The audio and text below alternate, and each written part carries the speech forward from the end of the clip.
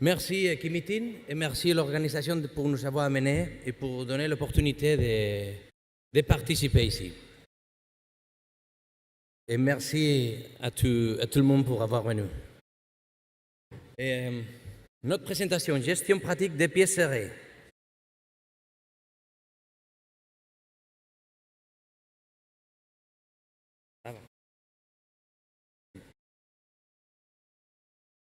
Dans les tests classiques, le vieux livre de maréchalerie des vétérinaires, l'encastellure, c'était un chapitre.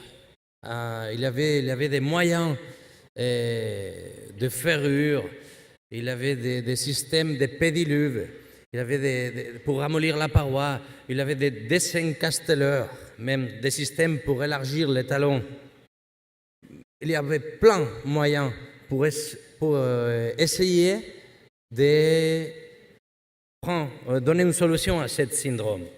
Par contre, dans la littérature actuelle, on n'entend plus parler de l'encastellure.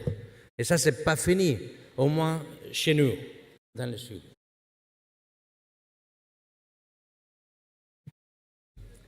Bueno, en la influencia del clima ya nos estuvo explicando Brian Hudson y Pollitt el casco cómo cambia tanto en clima húmedo como en clima seco. Cuando tú cambias un caballo, ves cómo el casco cambia y disminuye en clima seco que en clima húmedo. Nosotros nos encontramos que cuando viene, sobre todo al sur de España, cuando nos viene un caballo centroeuropeo del centro de Europa, nos encontramos que los cascos en un año varían mucho. De ser un casco ancho porque viene de un sitio húmedo, cuando llega a España y pasa un año, ese casco ha reducido por el clima.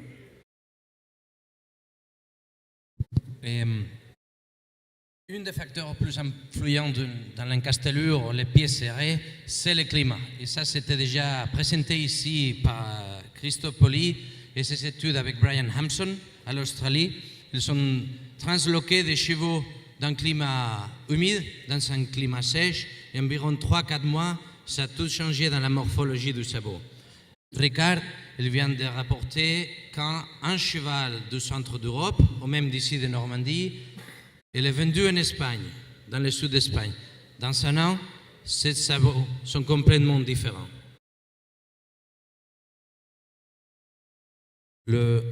L'influence génétique, ça joue un rôle assez important. Et nous, avec l'influence arabe, l'influence de cheval espagnol, berbère, lusitanien, on a une limite génétique. On a des formes, on a des formologies, on a des tailles déjà données. On voit dans la peinture, dans la photo, en bas à gauche, ça c'est un taureau. La repro dans les taureaux, un nombre de chiffres et de statistiques, c'est beaucoup plus avancé que dans les chevaux. Et la pathologie de déformation des pieds des ruminants, c'est une question génétique. Et ça s'est montré. Alors si ça marche comme ça dans les taureaux, ça marche aussi chez le cheval.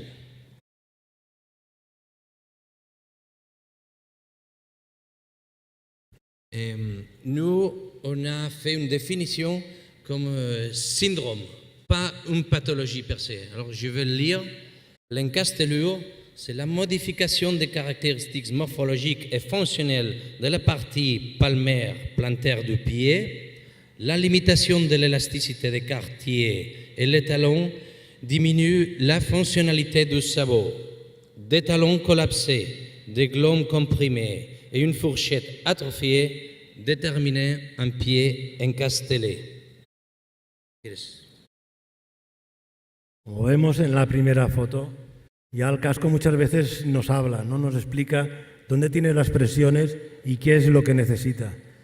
Cuando tenemos un caballo encastillado con mucho talón, el problema más grande es que toda la presión la reciben los talones. Toda la parte que envuelve los talones se siente comprimida y es lo que hace la definición de un casco con un trabajo excesivo, por eso se entra hacia adentro y se remete hacia el centro articular. Comme on voit dans la première photo à gauche, un pied serré avec un long talon nous montre déjà exactement dans la couronne où est-ce qu'on a des excès de pression. Et c'est les tissus mous qui vont d'abord se déformer. Et après, par exemple, dans la photo à droite, on voit les tissus durs, la corne, qui finit par complètement se déformer. Je n'ai pas dit, mais en top de la diapo, vous pouvez nous suivre chaque de notre chapitres qui correspondent avec le petit test que vous avez dans le petit carnet, c'est-à-dire intro, définition, diagnostic, pathologie. Alors si vous êtes perdu, vous regardez au nom et vous savez dans quelle situation de l'exposé on est. Ici, on va parler des causes congénitales et acquises. Nous, comme maréchaux sur le terrain, on va avoir une influence plutôt sur les causes acquises.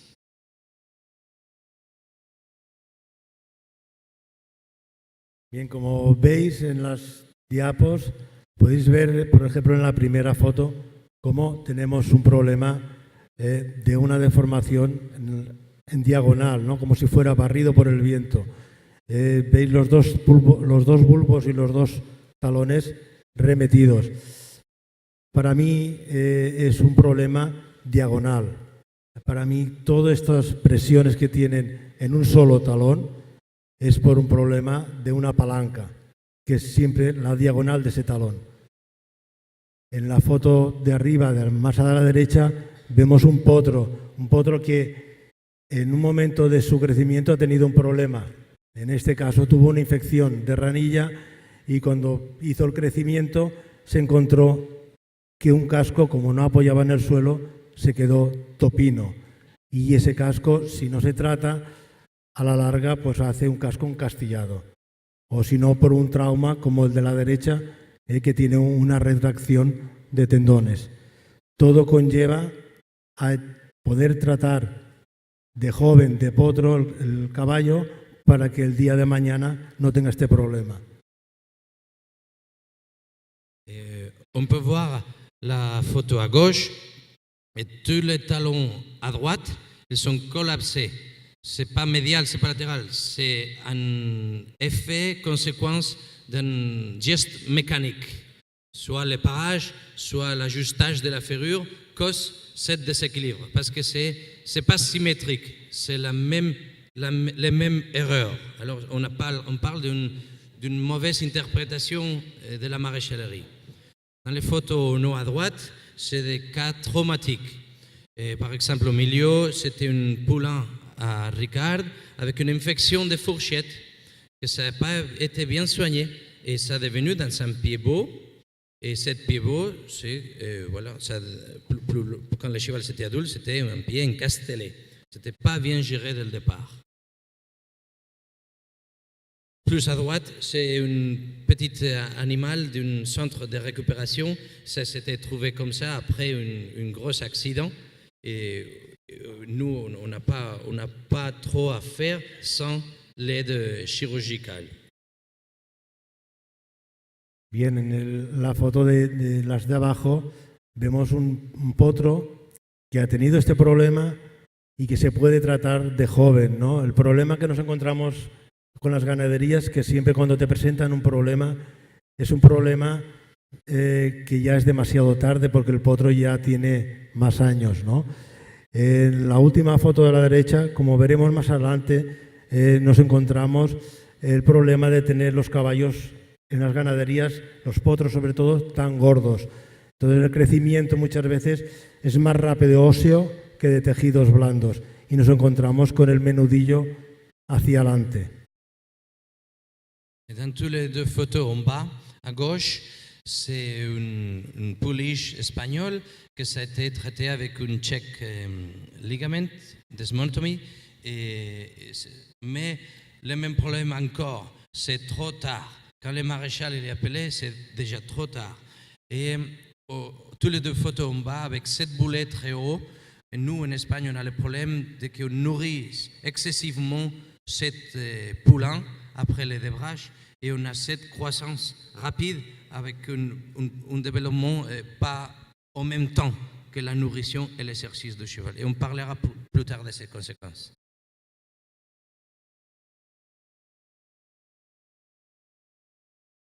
Bien, aquí tenemos el ejemplo, ¿no?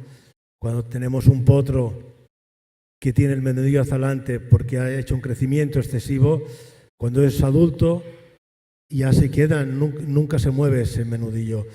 Y si bajamos el talón nos vamos a encontrar de que el menudillo quizás tiende a tirar hacia adelante y tiene un eje cuartilla roto.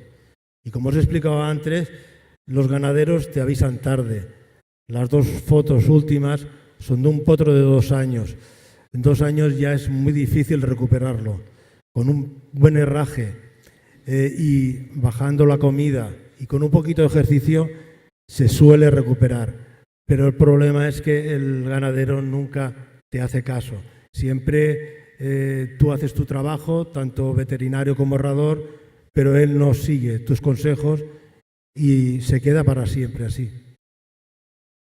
Ici, on a une séquence différente des photos dans l'âge du cheval. À gauche, un poulain 6 mois. À droite, un cheval adulte avec l'axe pâturon caché vers l'arrière. Et à droite, les mêmes poulains de 2 ans, déjà trop tard pour l'intervention du maréchal. Et, toutes ces gestions nutritionnelles, exercices, maréchalerie et soins du cerveau, ça nous arrive quand les problèmes arrivent, à nouveau, on intervient trop tard. Et même l'éleveur n'écoute pas les vétérinaires ou n'écoute pas les maréchals et on devrait faire l'intervention vachement plus tôt.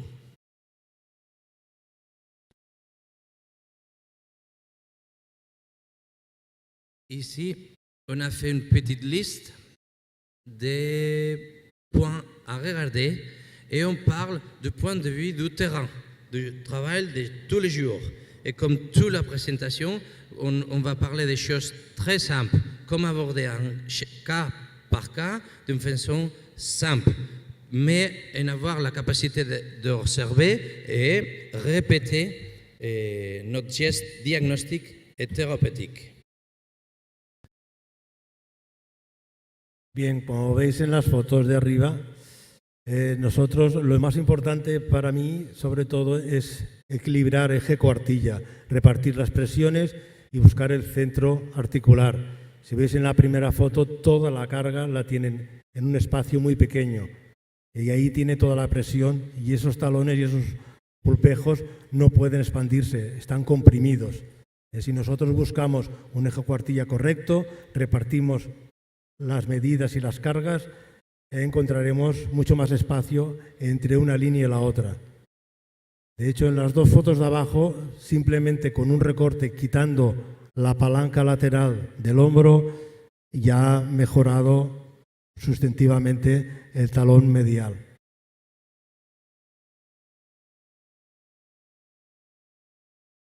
Vue latérale, évaluer un l'axe pâturon comme dans tous les travaux qu'on fait. La première photo, on voit comme toute la charge, les poids que dans les talons. Et une fois fini le parage et l'affairage, on voit que cette partie correspond aux 50% partie au centre de rotation.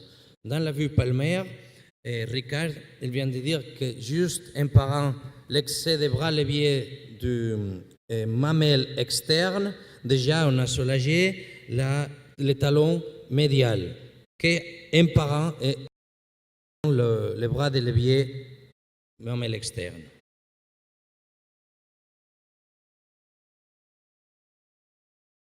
Bien, cuando tenemos la vista palmar o plantar, siempre tenemos de intentar tener unas medidas, unos criterios para no crear ese tipo de palancas. Siempre se ha de guiar por el centro articular, tener la misma distancia en los hombros y de la laguna central a los talones tener la misma distancia. Cuando tenemos todo esto, tenemos claro que vamos por buen camino. Sobre todo, hay que tener en cuenta en los talones la línea blanca que entra hacia las barras, dejar un buen soporte para que el callo de la herradura pueda apoyar bien en el talón del casco. Y evidentemente cuando hemos hecho todo este recorte y todo este equilibrio, nuestra herradura tiene de seguir los pasos de nuestro recorte. No podemos hacer un buen recorte y luego que nuestra herradura tenga un hombro más alto o un talón más cerrado, o un callo, perdón, más cerrado.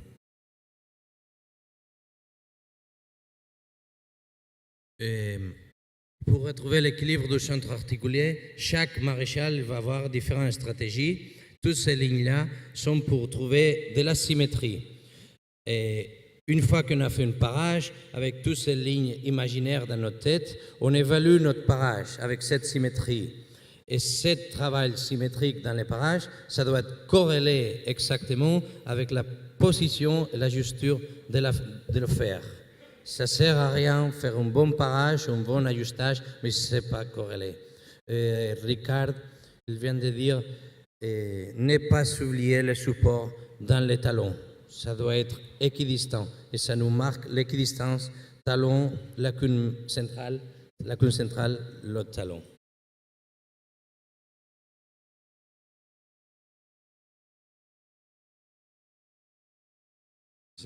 L'équilibre du centre articulé, on doit le repérer dans la vue palmaire et dans la vue latérale.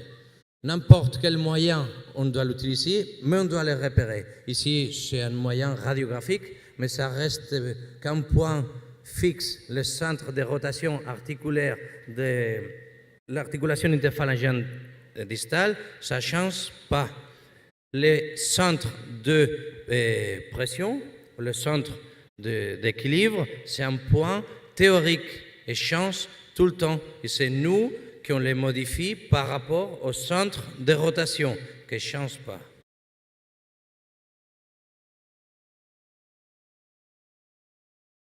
Bien, como podéis ver,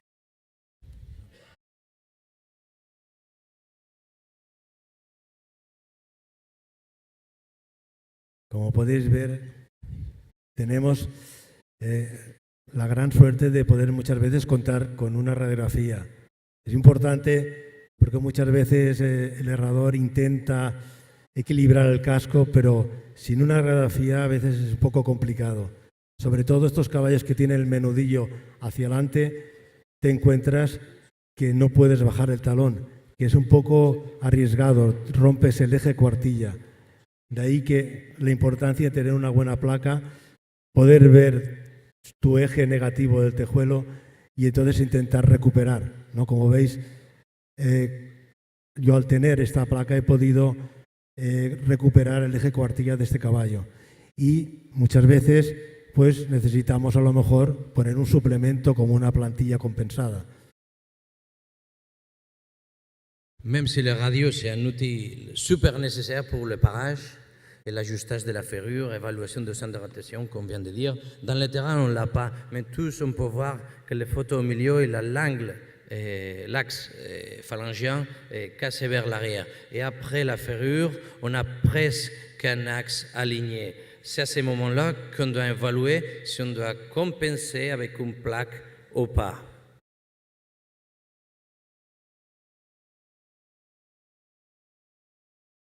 Sobre todo, es importante lo que os hablaba antes, lo que son las palancas.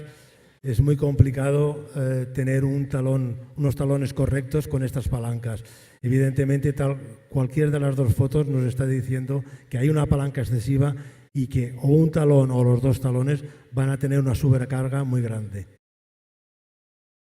Simplement des photos pour montrer des bras leviers, le bras levier dorso-palmaire à droite et des bras leviers médio-latéral à gauche. Ça ne va être pas possible d'avoir des talons équilibrés si on a des bras leviers en pince et mamelle énormes.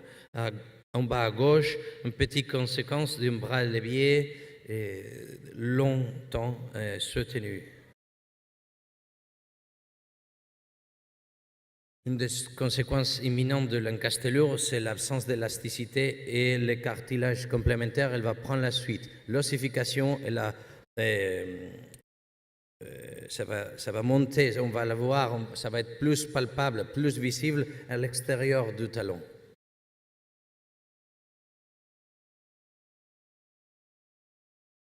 Bien, cuando nos encontramos con unos tiempos de herraje largos, lo que nos encontramos es que muchos herradores no se atreven a cortar talón, quieren retrasar las lumbres y cada vez queda una base de soporte en el suelo más pequeño, una herradura más pequeña. Cada vez que vamos a herrar el caballo tenemos una herradura más pequeña.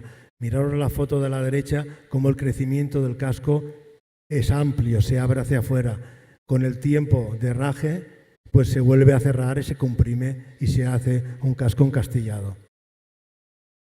Si on a des cycles de ferrure excessivement longs, les conséquences, ça va être néfaste. Même si déjà on part que l'interprétation le choix de fer est erroné et on le maintient longtemps, ça ne va jamais arriver au bon point. À droite, on voit comme la couronne la paroi veut grandir vers l'extérieur, mais après la moitié de la paroi, ça rentre à nouveau. C'est des cycles de ferrure trop longs. Muchas veces también con el afán de recoger las lumbres, porque es un caballo que se le marchan, equivocamos nuestra lectura del casco y recogemos lumbres y dejamos unos talones igual de largos que las lumbres o más altos.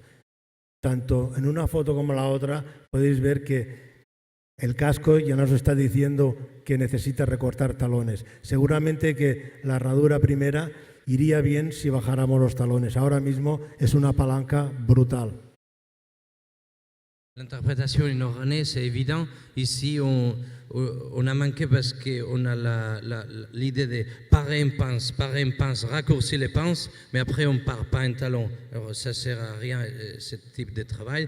On est certain que si le talon s'était complètement paré à son niveau, cette ferrure sera peut-être le bon choix. La posture du cheval, le typique cheval à droite, avec une contraction des fléchisseurs, tous les quatre membres. Parfois, on arrive, c'est un cheval que c'est un peu, il n'est pas tranquille, il n'est pas calme, et on commence à travailler avec lui, on le part, on le ferre, on le met de nouvelles fers, et le cheval finit la ferrure avec cette position. Le polygone de sustentation, carré, équilibré. S'il n'y a pas d'équilibre, les structures qui grandissent, ils ne vont pas grandir de façon homogène. Realmente muchos caballos que tienen este tipo de conformaciones muchas veces vienen asociados a alguna patología. Puede ser cualquiera de ellos. Normalmente cuando un caballo se cierra suele tener un suspensor tocado. Cuando un caballo se abre suele tener el navicular. Chez nous, quand un cheval a un polygone de sustentation inverse, serré, immédiatement on pense pathologie de suspension du boulet, pas toujours, mais on pense. Et au contraire, quand on a les antérieurs vers l'avant en protraction, on réfléchit de syndrome palmaire naviculaire plus ou moins.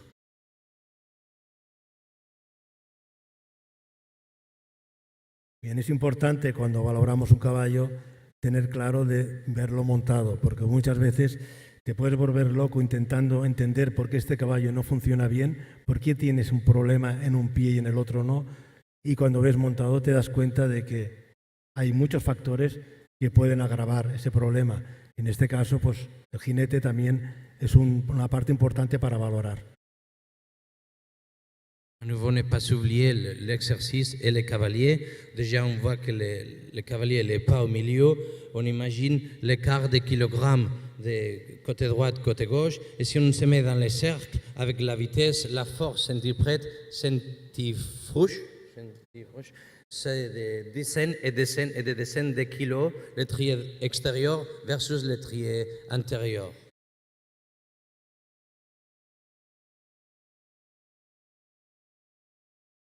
Volvemos a lo mismo, ¿no?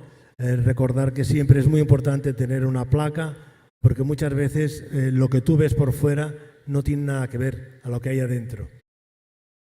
À nouveau, dans cette évaluation, même si le IONU et l'examen clinique, c'est le plus important, l'aide des radios, c'est très, très convenient. Dans cette cheval, on dirait qu'on a un très bon épaisseur solaire quand on les voit à l'extérieur, mais après, on se rend compte que c'est un cheval furieux chronique avec une épaisseur solaire critique.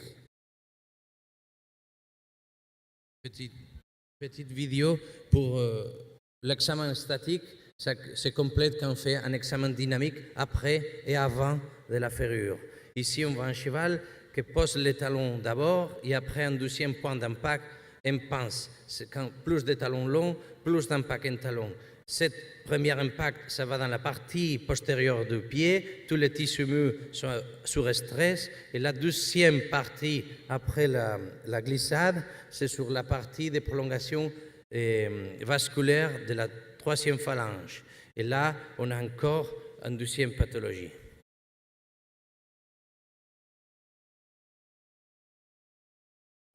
On va évaluer, on a déjà évalué notre cheval avant de la ferrure et maintenant on a la pathologie associée. Qu'est-ce qu'on peut voir? La première chose, c'est la distorsion évidente. Les critères de longueur des talons versus la longueur des pinces, ce n'est pas 3 versus 1, c'est 2, 3 ou même 1, 1. C'est complètement déséquilibré, afonctionnel. Parfois, on a un alignement phalangien correct et parfois, on ne l'a pas.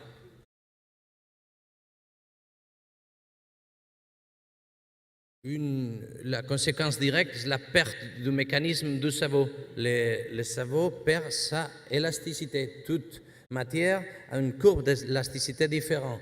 Les tissus mous sont plus souples que les tissus durs. La corne plus dure est moins dure que l'os.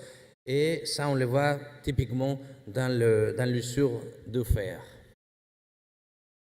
Chaque pas a des micro-traumatismes dans les pieds. Si ce mécanisme d'absorption d'impact ne marche pas, et ça va revenir sur les tissus mous et la colonne osseuse directement.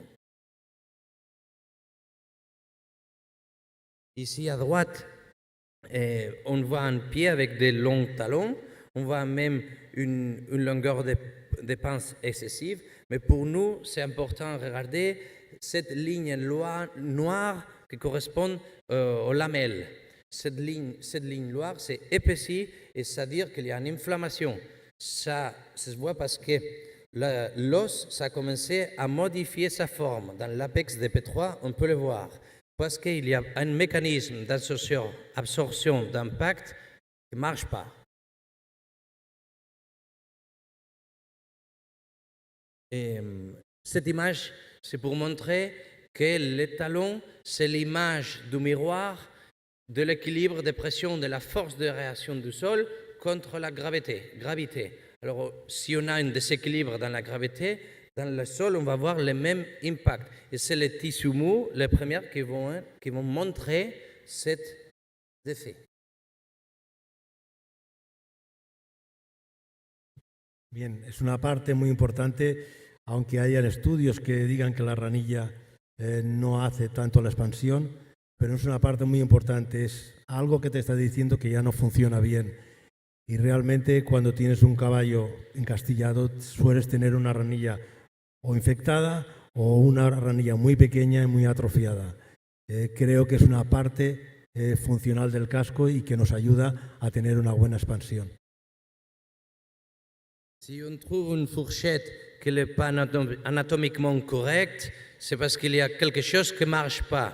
On ne sait pas s'il y a quelque chose qui ne marche pas qui nous donne la fourchette pourrie ou à l'envers.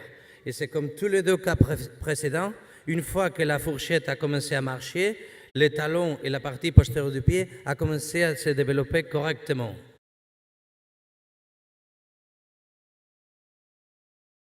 Ici, dire simplement que la réaction de l'os, quand on a beaucoup de traumas, c'est de devenir dur, de perdre l'élasticité. Même le cartilage arrive à s'ossifier. Le gros problème, c'est quand cette ossification, ça se casse et ça c'est douloureux.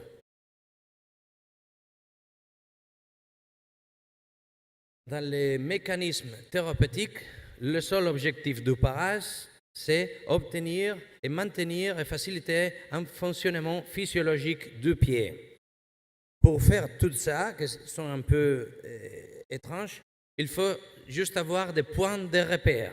C'est des points de repère anatomiques qui ne changent pas et sont constants. C'est le centre de rotation, la base de la fourchette, la profondeur de la sole, le contour interne de la ligne blanche qui correspond à la contour du P3 et l'alignement phalangien, dorsopalmaire et latéromédial, avec sa petite variation visuelle extérieure ou radiographique.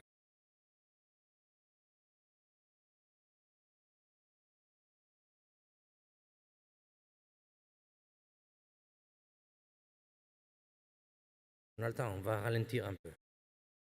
Ici, c'est différents moyens de parage qui suivaient différentes méthodes. Il y a plein. En haut à droite, Universal Soul Thickness, Mike Saboldi. En bas, Mark Caldwell, the Food Mapping.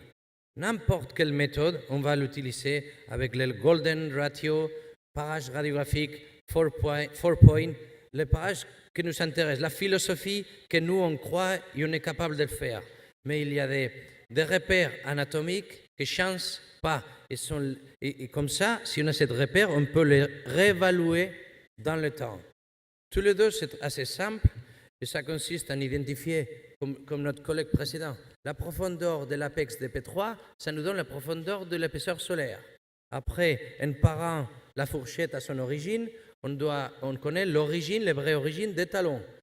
En connaissant l'épaisseur solaire et l'origine des talons, on peut voir les contours de la ligne blanche. Et avec ça, on peut réaliser les parages en profondeur et au niveau horizontal, au niveau de distorsion, dorso-palmaire, latéromédial.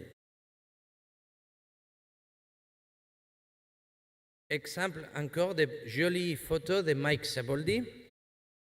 Je commence à gauche, un talon long, un choix de ferrure trop courte chaque fois. Et avec le temps, ce talon, il est long et fuyant. Il a migré vers l'avant.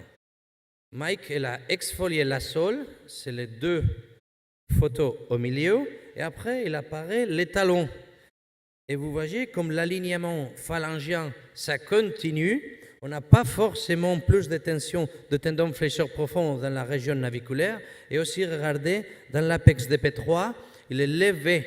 Ça nous dit où est-ce qu'on doit mettre notre rolling, effet rocker, physiologiquement.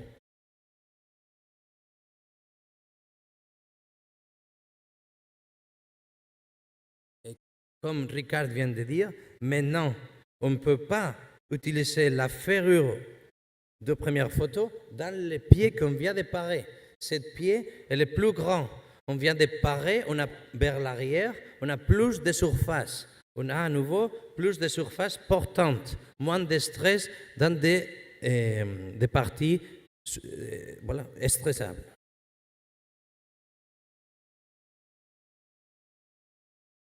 Bien, es importante tanto nuestra vista lateral como palmar y plantar o frontal, ¿no? Y ver que tanto palmar o plantarmente tenemos un equilibrio, una repartición del eje correcto antero-posterior, como cuando lo vemos lateral, vemos que nuestra alineación falángica ha mejorado sustantivamente.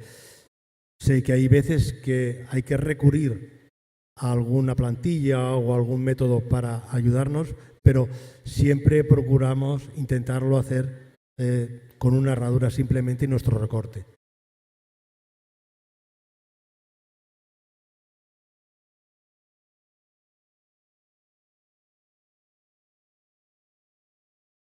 À nouveau, après le parage, on doit évaluer notre vision latérale et dorsale de l'axe phalyngien et ça doit correspondre à la vision palmaire ou plantaire. C'est le même point de repère dans deux directions. On essaye de trouver des solutions simples. C'est le parage et le choix de ferrure, la colocation de cette fer, le plus important dans la thérapeutique.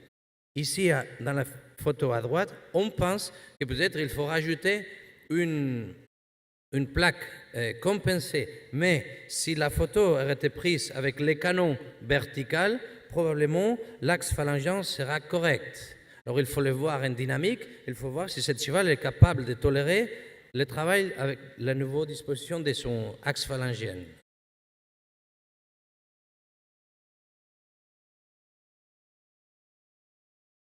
Bien, cuando vamos a colocar nuestra herradura, con todos nuestros puntos que hemos tenido en cuenta, cuando yo coloco una herradura siempre se intenta buscar un equilibrio. El mismo equilibrio que hemos buscado lo busco en el herraje. Puede tener un caballo con algún tipo de patología, pero la herradura va a ser los mismos equilibrios que en una herradura normal. Cualquier patología que tenga el caballo va a necesitar un equilibrio correcto de su articulación con el centro articular y con todo el casco. Une fois qu'on a fait les parages et on l'a évalué, à nouveau, le choix de la ferrure, c'est important. Mais plus important, ça va être l'ajustage et la colocation de cette fer. À droite, une ferrure napoléonique, à gauche, une ferrure simple, mais tous les deux gardent l'équidistance autour du centre de rotation. Et on a les mêmes distances, talon, lacune centrale, et même des premiers clous vers l'axe au milieu du pied. On a mis des petits points pour parler des pinceaux. Et nous, on croit que des pinceaux latéraux dans des pieds trop contractés, il influence négative dans le niveau d'expansion. On utilise beaucoup de fer avec un pinceau ou même sans pinceau. Et si parfois on ne sait pas quoi faire, on ne met pas de pinceau. C'est vrai que pour contrôler des distorsions dans les postérieurs, parfois on met des pinceaux asymétriques ou obliques, mais dans des chevaux qu'on veut avoir un maximum d'expansion, on essaie de mettre pas de pinceau ou un pinceau en pince et le clou jamais dépasse la partie plus élastique du pied.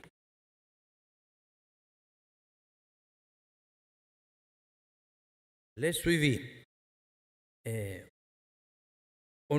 Chaque 5 semaines, 4 ou 6, quand on revient à refaire le même cheval, on doit faire une réévaluation.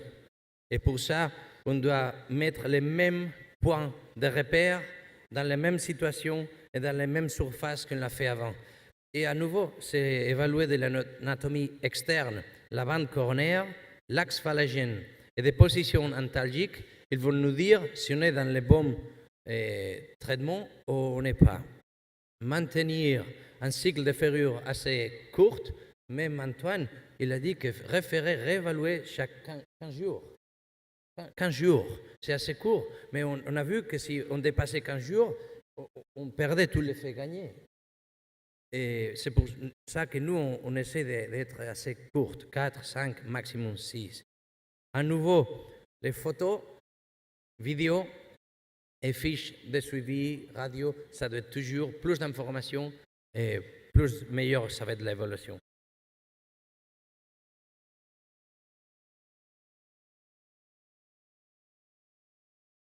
Siempre que tenemos un casco encastillado, normalmente allí son los abundantes que tenemos en la península ibérica. Es importante cuando nos llega un caballo nuevo con unos talones encastillados, con un casco muy largo, caballo con una edad ya, muchas veces no arriesgarnos a ir hasta el límite. Lo correcto sería poder recortar el talón hasta este punto, pero hay caballos que no te lo van a admitir, no van a poder estar cómodos si de golpe haces ese recorte tan grande. Entonces muchas veces tenemos de ser un poco progresivos, ¿no? Y intentar que ese caballo en un año quizás tenga un talón más correcto a él, pero no hacerlo de golpe para no dejarlo un poco incómodo. Je te dis ce que vient de dire Ricard, c'est d'être patient. Les changements, ça prend du temps. Il y a une chose à évaluer immédiatement, et c'est la douleur. On peut la créer, on peut la supprimer, et ça, on peut l'évaluer directement, la boiterie.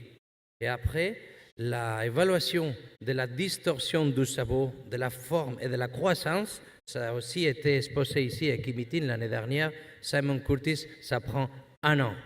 Un an pour vraiment évaluer si la forme, c'est la nouvelle forme, si on est bien, si on n'est pas bien.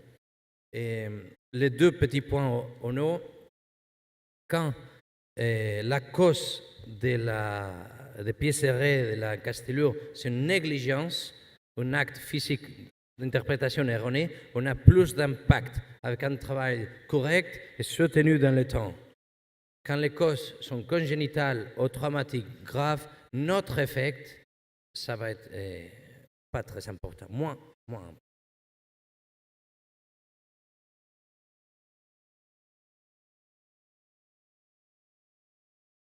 Es importante, al final, tener una buena relación con todo un equipo, ¿no? Tanto veterinario, herrador, como jinete. Si todos van a una, quizás el caballo pueda tirar para adelante. Si hay alguno que va en contra, nunca encontraremos un buen funcionamiento de ese caballo. Comme conclusion, on va les commenter rapidement. Connaissance anatomopathologique, important de connaître qu'est-ce qu'on a dans le temps et chaque matière, comme quelle capacité de modification et d'intervention on a sur chaque tissu.